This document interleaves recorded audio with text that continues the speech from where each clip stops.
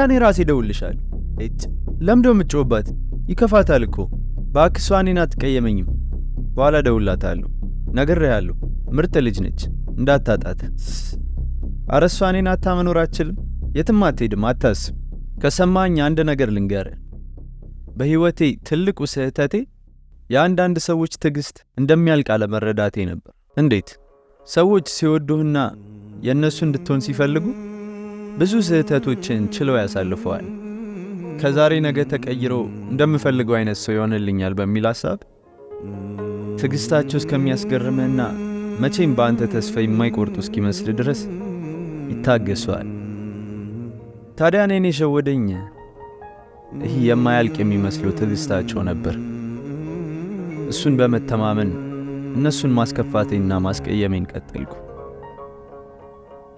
ለካ የእነሱን መቻል ገደብ ነበር።